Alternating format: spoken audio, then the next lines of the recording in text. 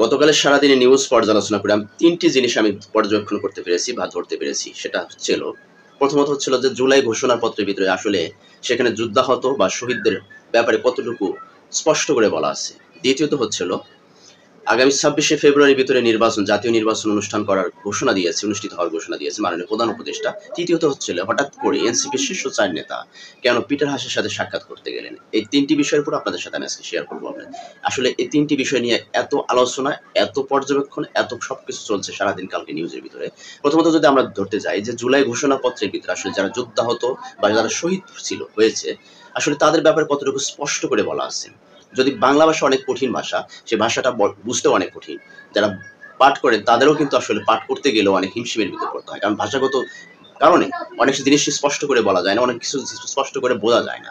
তো আমার মনে হয়েছে, যতটুকু আমি শুনেছি, ততটুকু আমি বুঝতে পেরেছি যে জুলাই ঘোষণাপত্রের ভিতরে শহীদদেরকে মর্যাদা দেওয়া হয়েছে এবং যারা যুদ্ধাহত, যারা মানে বীর মুক্তিযোদ্ধা বলা চলে, তাদেরকে যেভাবে সম্মান করা হয়েছে এবং কিছুটা অস্পষ্ট করে রাখা হয়েছে।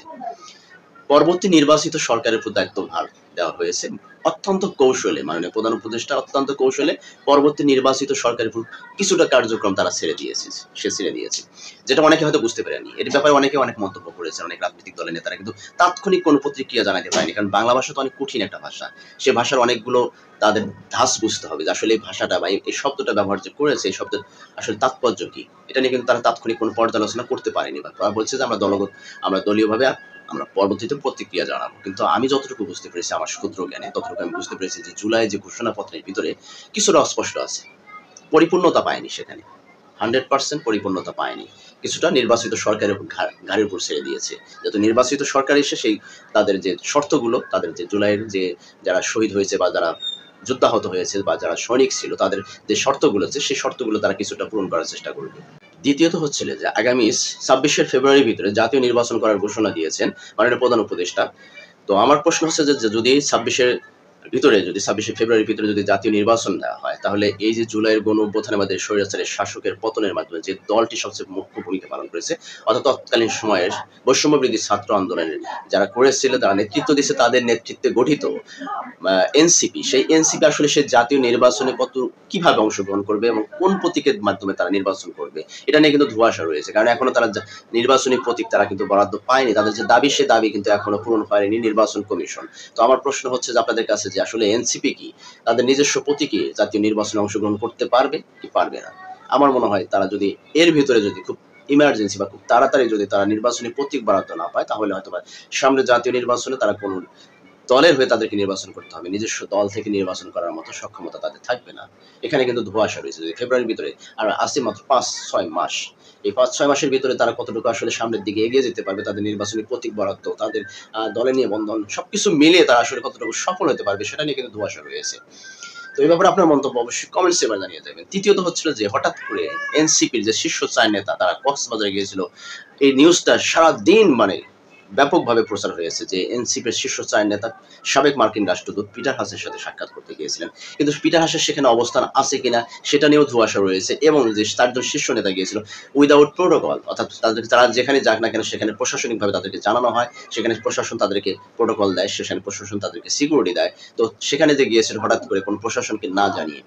এখন কথা হচ্ছে যে সারা বছরের যে সবার ভিতরে একটা উদ্দীপনা, উজ্জীবিত একটা পরিবেশ ছিল কালকের দিনকে ঘিরে, যে জুলাই ঘোষণাপত্র পাঠ করবে মাননীয় প্রধান উপদেষ্টা, সেই দিনকে সারাদিন কিভাবে উদযাপন করবে, সেখানে অনেকভাবে সেই দিনটাকে উদযাপন করা হয়েছে, অনেকে সেখানে অবস্থান ছিল। কিন্তু এই যে যারা মহানায়ক তাদেরকে বলা হয়, সেই ৪ জন শীর্ষ নেতা, তারা হঠাৎ করে কেন কক্সবাজারে ঘুরতে গেল? তাদের ভাষা যে তারা পিটার হাসের সাথে সাক্ষাৎ করতে যায়নি, তারা কক্সবাজার গিয়েছিল ঘুরতে।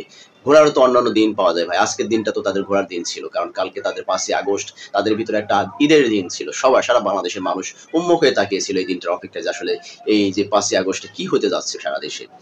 তো সেই দিনকে তারা অ্যাভয়েড করে তারা কক্সবাজারে যায় ঘুরতে, আনন্দ করতে যায় কক্সবাজারে ঘুরতে। এটা কতটুকু আসলে দ্বিচারিতা আমার মনে হয় না, কারণ তাদের ভিতরে একটা দ্বিচারিতা নাকি আসলে এটা কৌশল না মিথ্যাচার। আসলে আপনাদের মন্তব্য অবশ্যই কমেন্টসে লিখে যাবেন, কারণ এটা মিথ্যাচার ছাড়া কিছুই না। যদি পিটার হাসির সাথে শুধু সাক্ষাৎই করতে যায়, তাহলে সে সাক্ষাৎটা কিসের জন্য ছিল?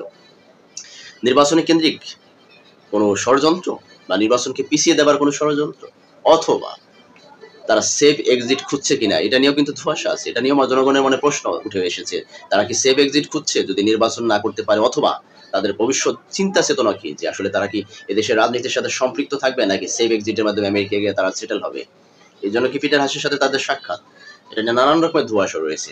এটা আমার মনের প্রশ্ন, আপনার মনের প্রশ্ন, আসলে তারা কি চাচ্ছে। তো হঠাৎ করে 4 জন শীর্ষ নেতা কক্সবাজার গিয়েছিল পিটার হাসের সাথে সাক্ষাৎ করতে গিয়ে, এমন অনেক মিডিয়া এবং গোয়েন্দা সংস্থারা খোঁজ নিচ্ছে যে আসলে পিটার হাস সেখানে ছিল কিনা, অবস্থান করতেছিল কিনা। তো এটা যদি অবস্থান করতে থাকে, এখানে একটা বিশাল অবস্থান, কারণ পিটার হাস বাংলাদেশে একটি রাজনীতিতে একটা বড় ধরনের একটা ফ্যাক্ট ছিল। কারণ আমরা জানি গত 17 বছরের যে শাসক ছিল, সেই শাসকের সময় পিটার হাস বাংলাদেশে সুষ্ঠু অবাধ নির্বাচন করার জন্য বেশ ব্যাপক তৎপরতা চালিয়েছিল। সেই থেকে তার উপর নানানভাবে অত্যাচার, নির্যাতন বা তাকে বিভিন্নভাবে কিন্তু অ্যাটাকও করা হয়েছে। তার উপর যে সিকিউরিটি ছিল, সেই সিকিউরিটি তুলে নেওয়া হয়েছিল এই পিটার হাস। এখনো তো সে দায়িত্বে নেই, কিন্তু তার দলও দায়িত্বে নেই। কিন্তু পিটার হাস বাংলাদেশের কূটনীতিক ক্ষেত্রে একটা বড় ধরনের ফ্যাক্ট। যদিও তার দল ক্ষমতায় নেই, সে বাইডেন সরকারের একটা কূটনীতিক ছিল, এখন ট্রাম্প সরকার এসেছে, কিন্তু ট্রাম্প সরকার কিন্তু তার কাছ থেকে বাংলাদেশ সম্পর্কে ভালো একটা ইনফরমেশন অবশ্যই আশা করে। কারণ সে তো আমেরিকার একজন নাগরিক। তো আমেরিকার নাগরিক হিসেবে অবশ্যই সে চাইবে বাংলাদেশ সম্পর্কে একটা পজিটিভ বা নেগেটিভ যেটাই রিপোর্ট হোক না কেন, তার দল ক্ষমতায় থাকুক আর না থাকুক, ভালো একটা ইনফরমেশন সে দিয়ে অবশ্যই দিবে। আর তাকে দিয়ে কিন্তু বাংলাদেশের সাথে একটা সংযোগ বা সংযোজন করার চেষ্টা করবে ট্রাম্প। অবশ্যই আমার মনে হয়, এটা আমার ব্যক্তিগত মতামত, যে ট্রাম্প কেন হঠাৎ করে পিটার হাসকে কক্সবাজারে পাঠালো, অথবা কক্সবাজারে গিয়ে এনসিপি নেতাদের সাথে সাক্ষাৎ করবে। এটার ভিতরে একটা রাজনৈতিক কৌশল থাকতে পারে। এটা আমার ব্যক্তিগত মতামত। আপনার মতামত কি জানি না। তবে আমার সারাদিনের সব নিউজ পর্যবেক্ষণ করে আমি এতটুকু বুঝতে পেরেছি যে আসলে এই 3টি জিনিস খুব গুরুত্বপূর্ণ ছিল। নাম্বার 1 হচ্ছে হলো আপনার জুলাই ঘোষণাপত্রের ভিতরে আসলে কি থাকছে সেটা স্পষ্ট না। আর দ্বিতীয়ত হচ্ছে ফেব্রুয়ারিতে নির্বাচন হলে সেই নির্বাচনে এনসিপি অংশগ্রহণ করতে পারবে কিনা, এটা নিয়ে একটা ধোঁয়াশা। তৃতীয়ত হচ্ছিল যে পিটার হাসের সাথে হঠাৎ করে 4 জন এনসিপির শীর্ষ নেতার সাক্ষাৎ নিয়ে ধোঁয়াশা। তো এটা আমার ব্যক্তিগত মতামত জানালাম। এ ব্যাপারে যদি আপনার মতামত থাকে অবশ্যই কমেন্টসে লিখে যাবেন। আর আমার চ্যানেলের সাথে থেকে অবশ্যই সাবস্ক্রাইব করে পাশে থাকবেন। পেজ থেকে দেখলে অবশ্যই ফলো করে রাখবেন। ধন্যবাদ সকলকে। আসসালামু আলাইকুম ওয়া রাহমাতুল্লাহি ওয়া বারাকাতুহু।